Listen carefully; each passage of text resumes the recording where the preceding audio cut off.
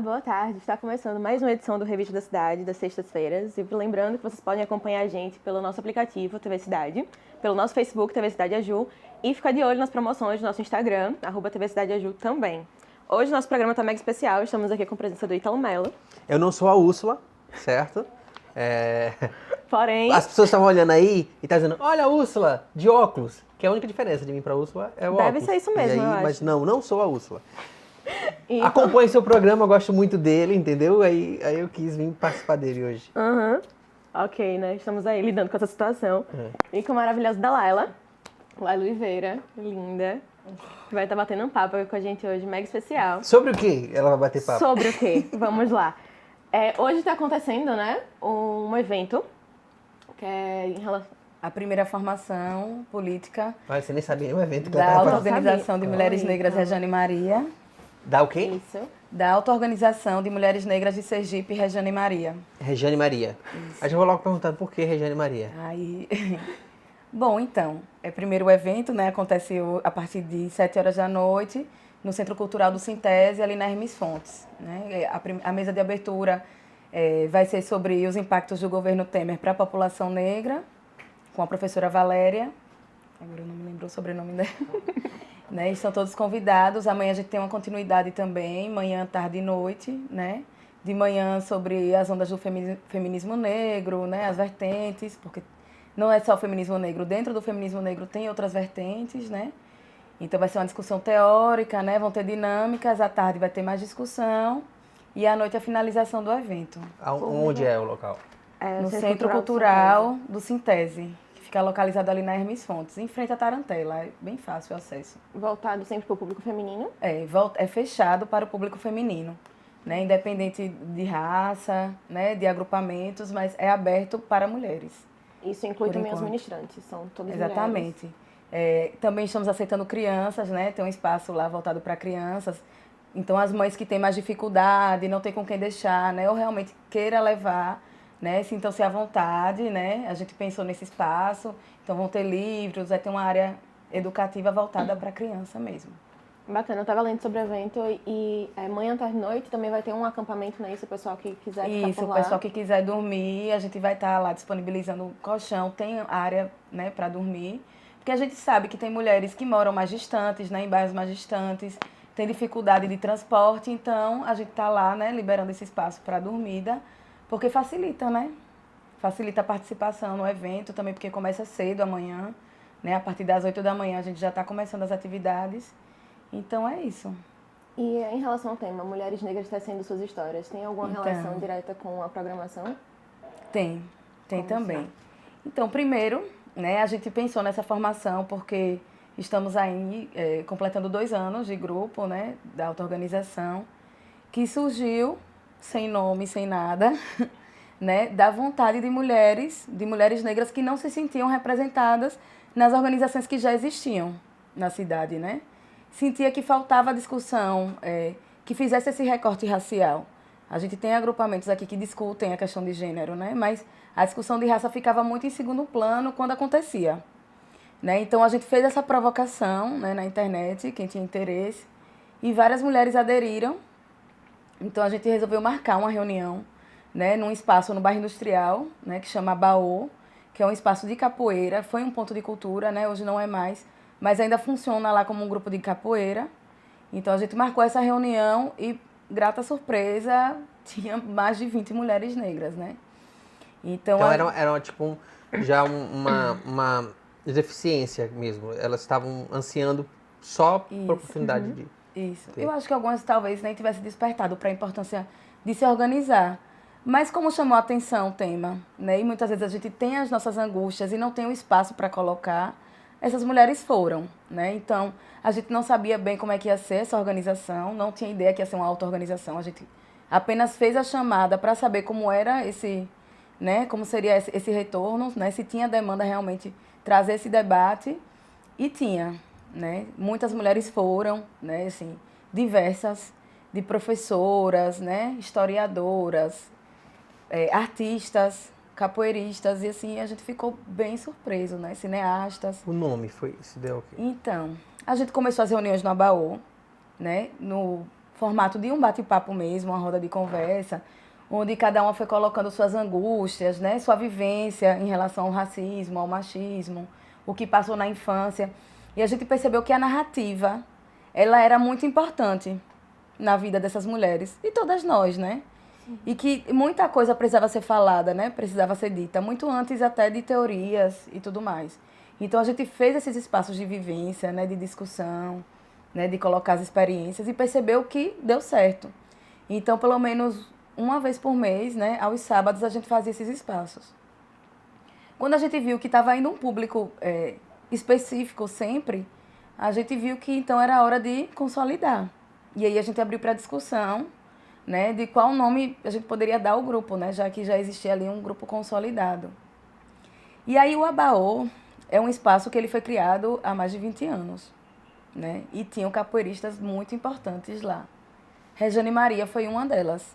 Regiane Maria foi uma das primeiras capoeiristas em Aracaju, né, capoeirista de Angola, que fundou aquele espaço, né, um espaço que a gente sabe que muitas vezes é invisibilizado, né, um bairro mais pobre. Então ela teve esse pulso, né, ela ajudou nessa fundação, reuniu diversas mulheres e ela queria muito, ela ansiava isso, esse espaço de mulheres, para a discussão de mulheres, e ela morreu sem conseguir.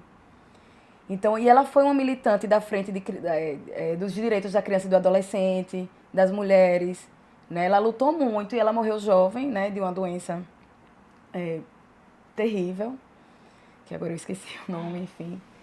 E morreu sem ver esse sonho dela ser realizado, que é desse grupo de mulheres, onde a gente pudesse estar compartilhando as nossas vivências, né? Então, a gente vê que os grupos eles são criados e a gente homenageia pessoas tão distantes, né?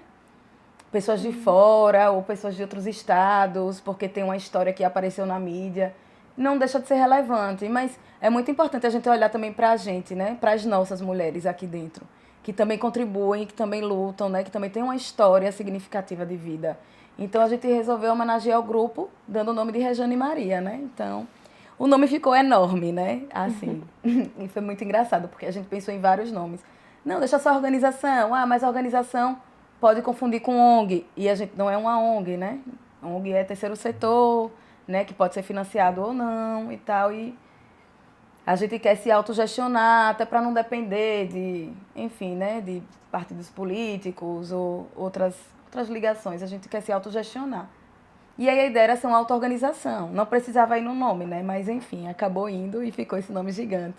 E agora, né? mês de novembro, mês da consciência negra chegando, vocês estão com alguma programação especial para o mês de novembro ou ainda não? Então, o primeiro ano do Regiane Maria, a gente fazia as reuniões abertas, que eram essas, né, de compartilhar as histórias, e as reuniões fechadas, né, que a gente tornou esse espaço uma reunião fechada porque era um núcleo mais duro, digamos, do grupo, né, que poderia se envolver mais. Porque as reuniões abertas era assim, às vezes davam 20 pessoas, às vezes davam 10, né?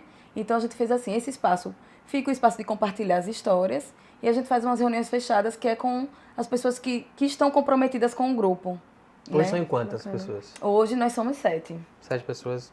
E assim, a gente financia, né? A gente, por mês, a gente coloca um valor, né, na conta específica do grupo para poder realizar nossas atividades, né? Então, aquele que está conversando em off,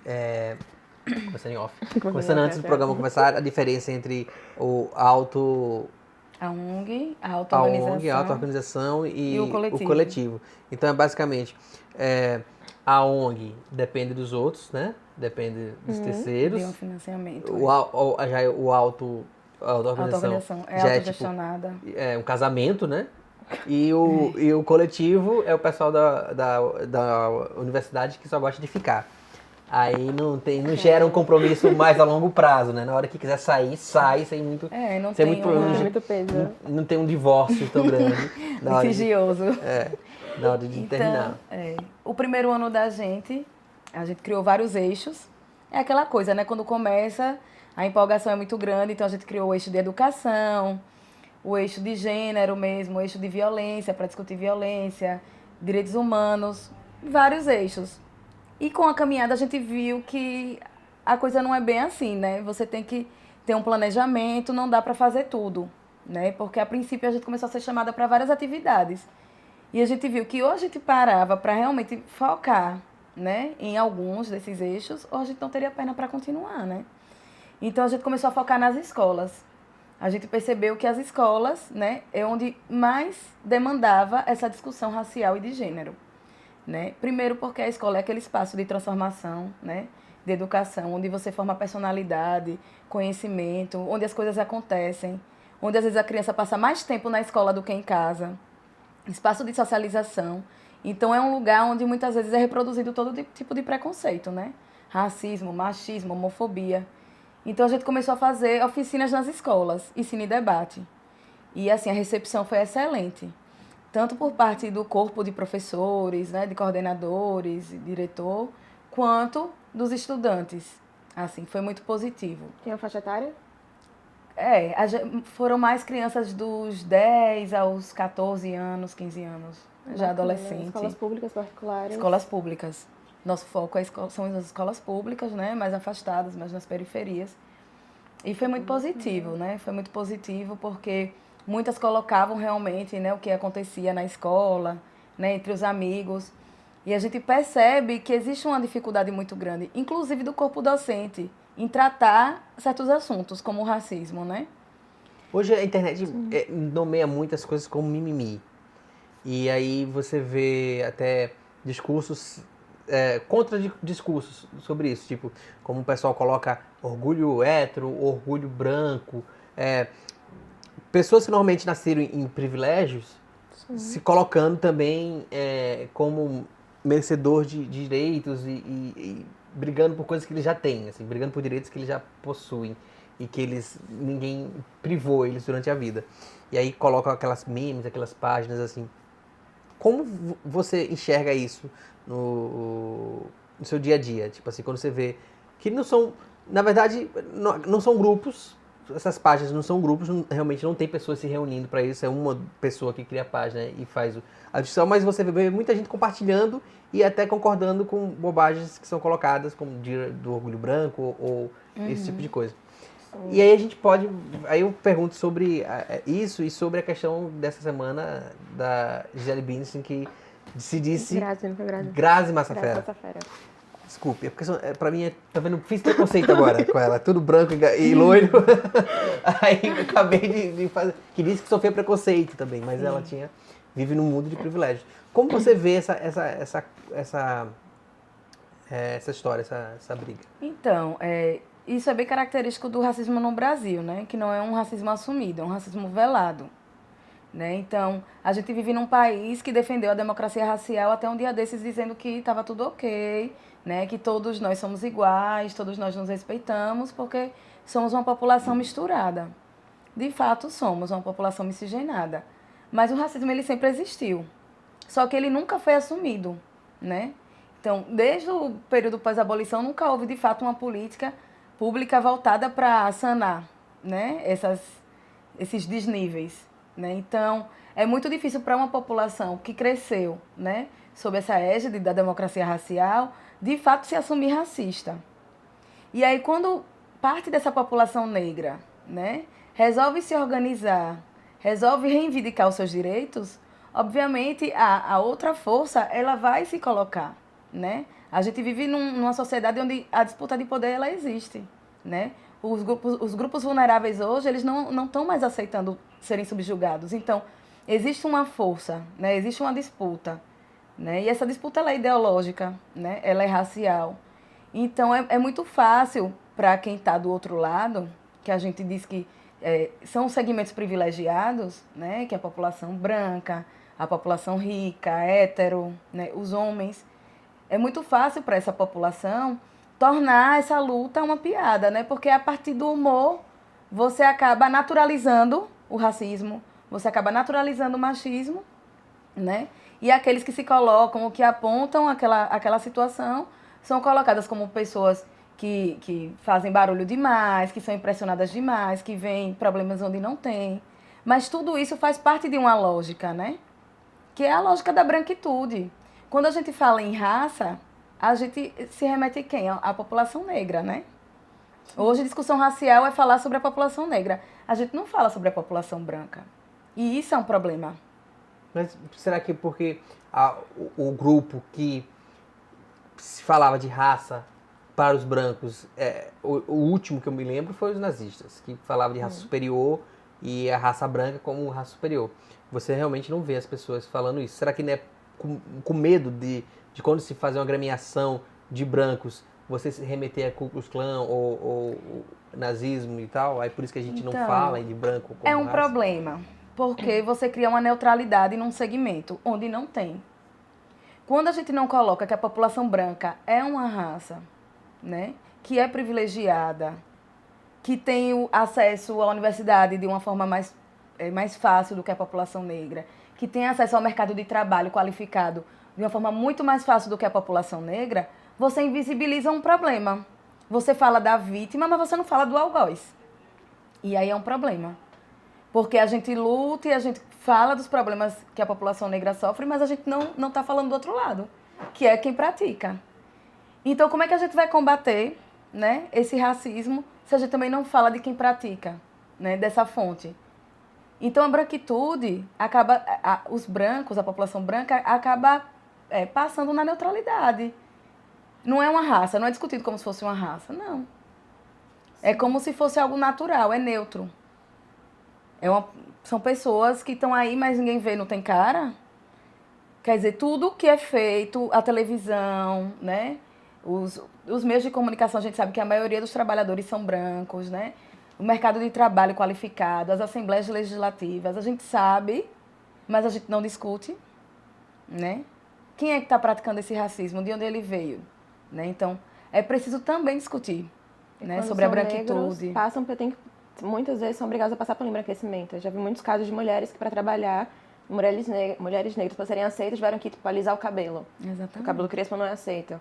E isso é algo também que acaba sendo muito refletido nos dados, né? Por exemplo, desde que a Lei Maria da Penha foi criada, né, por 10 anos atrás, para uma defesa da mulher em relação ao machismo, que os números de assassinato de mulheres diminuíram.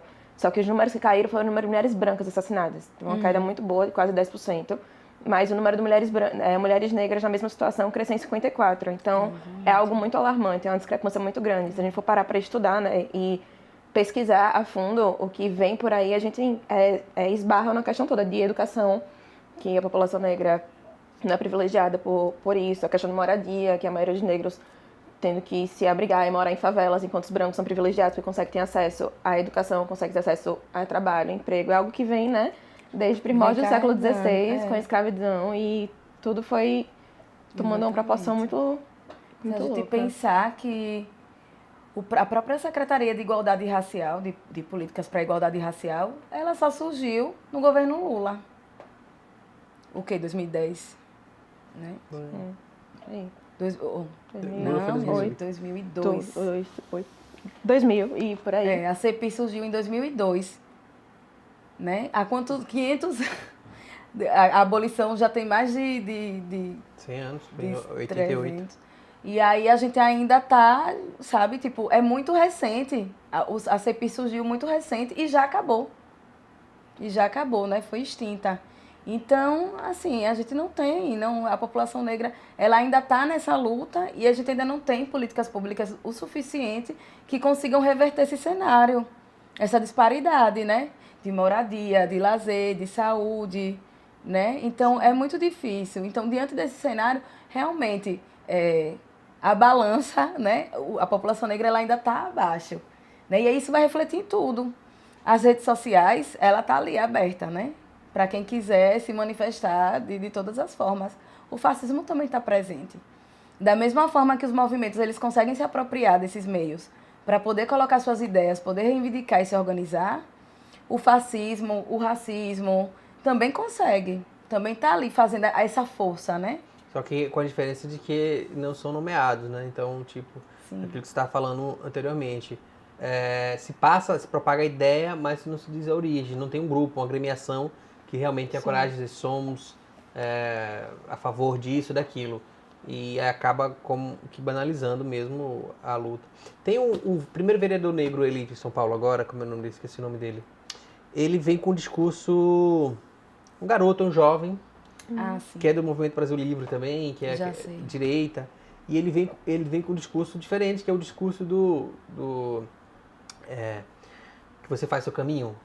Como é que fala? Aquele discurso que o pessoal Da, que você, se você se quiser, o discurso da Xuxa, tudo que eu quiser, o cara lá de cima vai me Da da dar. meritocracia, né? Da meritocracia. E então ele fala muito em relação a isso. Quando se fala de racismo ou de qualquer coisa, ele rebate com a meritocracia. Eu consegui, eu estudei. Ele não sabe que ele é 1% diante de uma grande maioria.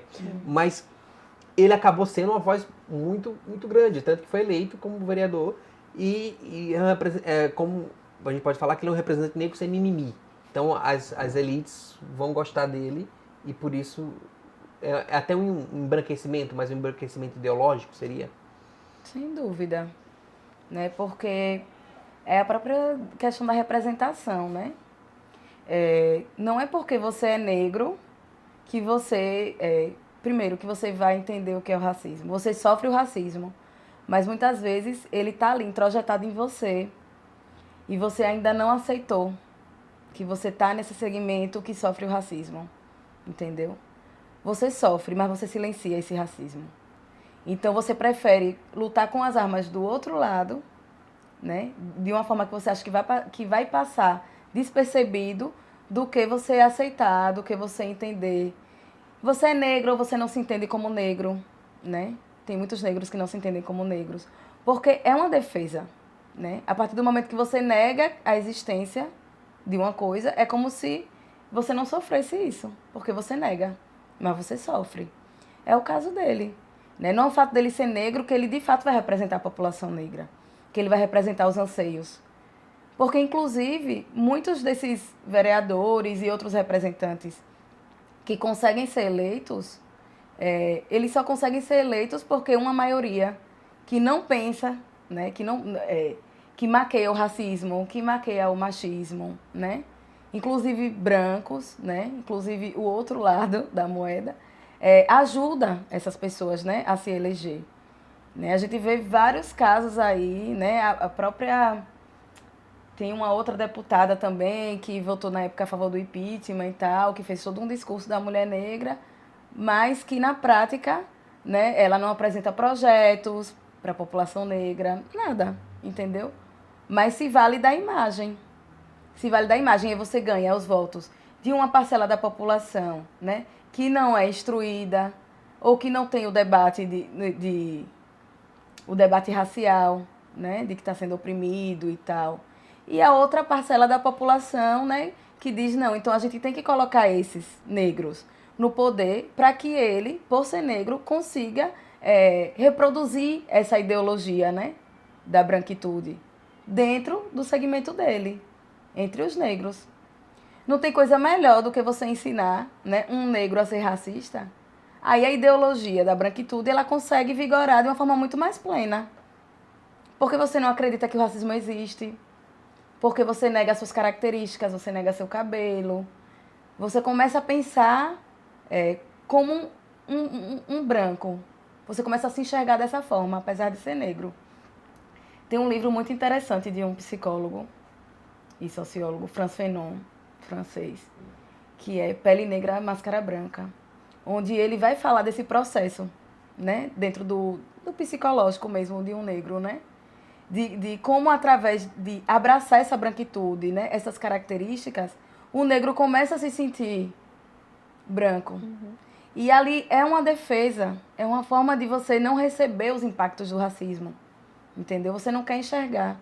Então você cria isso, né? Você cria mecanismos de não enxergar como o racismo flui na sua vida, né? Os impactos do racismo na sua vida, você nega, né? E é bem interessante, ele vai contar a história dos negros em Martinica e tal, uma ilha e tal, lá na França, e como muitos negros, quando eles se relacionam com alguns brancos, eles não querem nem saber se é bonito ou não. Inclusive, tem uma fala de uma mulher que ela começa a se relacionar com um branco e aí perguntam para ela se ela acha que ele é bonito. Aí ela diz que não importa se ele é bonito, mas ele é branco, né? Isso deixa ela feliz, isso faz com que ela se sinta bem, né? Então, é através do branco, da ideologia dele, né? Quando o negro, né, abraça isso, né, toma para si, introjeta, é uma forma dele se defender do racismo cotidiano, entendeu? Ele acha que ele vai passar despercebido, né? Que ele não vai sofrer esse impacto. Muito bom. Espero, do fundo do coração, que você volte pra gente debater mais, que por mim dava pra gente fazer 3 programas seguidos, só pra debater Ai, meu Deus. toda essa questão, que é muito importante que seja debatida, principalmente nos meios de comunicação, né? Acho que na profissão que a gente escolheu, de comunicadores, a gente tem um papel ímpar, né, nesse sentido, ainda mais nós, declaradas mulheres negras, acho que a gente comprou essa briga quando a gente escolheu o que a gente queria fazer, exercer como profissão. Acho que a gente não pode simplesmente deixar passar. Com certeza. Então, né, reforçando o convite, hoje mulheres estão todas convidadas. E hoje você amanhã. também. Gosta? Quero, já vou. Hoje no Centro Cultural de Sintese, a partir das 7 horas, né? Isso. Dá pra fazer inscrição ainda? Dá tempo? Dá. Até amanhã ainda dá. Olha só, então vamos todas. A partir das 19 Eu não horas. posso, eu Hoje, não sei verdade. Não. Hoje não. A gente vai fazer mais espaços mistos também, né? Porque é importante discutir também com os nossos companheiros, né? Isso aí. Então, homens, esperem a próxima oportunidade. Mulheres, se joguem nessa. Que é isso aí, né, Laila? Mais É alguma isso coisa pra aí. reforçar? Não, Hoje, só isso Sintese, 19 horas, todo mundo lá. Certo? Então, muito obrigada. Eu que agradeço o espaço. Isso aí. Nós vamos para o intervalo comercial e a gente volta já com mais coisas maravilhosas desse programa lindo.